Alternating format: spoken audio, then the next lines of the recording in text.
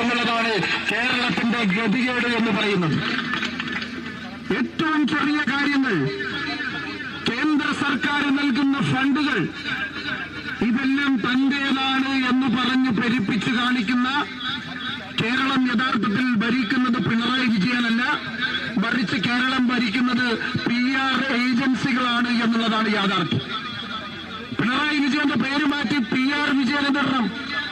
കാരണം കേരളത്തിൽ ഇന്ന് ഏറ്റവും കടുകുമണി പോലുള്ള കാര്യങ്ങൾ പോലും പെരുപ്പിച്ച് തന്റേതാണ്, ഈ സർക്കാരിന്റെ നേട്ടമാണ് എന്ന് പറയുന്ന കപ്പിത്താനെ കുറിച്ച് വാനോളം കേരളത്തിന്റെ നിയമനിർമ്മാണ സഭയിൽ ഫ്ലോറിൽ പറയുന്ന ഈ കപ്പൽ ആടി ഉലയില്ല സാർ, ഈ കപ്പലിനൊരു കപ്പിത്താനുണ്ട് എന്ന് പറയുന്ന വീണ ജോർജ് മനസ്സിലാക്കണം.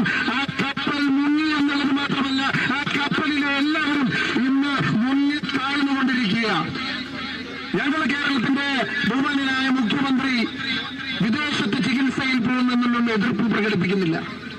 പക്ഷെ കേരളത്തിലെ സാധാരണക്കാരന്റെ ജീവിതം, കേരളത്തിന്റെ സാധാരണക്കാരന്റെ ആരോഗ്യരംഗം തകർന്നിരിക്കുന്ന ഈ സാഹചര്യത്തിൽ കേരളത്തിന്റെ മുഖ്യമന്ത്രി കാണിക്കുന്ന ഈ മാതൃക കേരളത്തിന്റെ മനസ്സാക്ഷി, മനുഷ്യ മനസ്സാക്ഷി അംഗീകരിക്കുമെന്ന് എനിക്ക് തോന്നുന്നില്ല. നമുക്കറിയാം ഏറ്റവും ചെറിയ കാര്യങ്ങൾ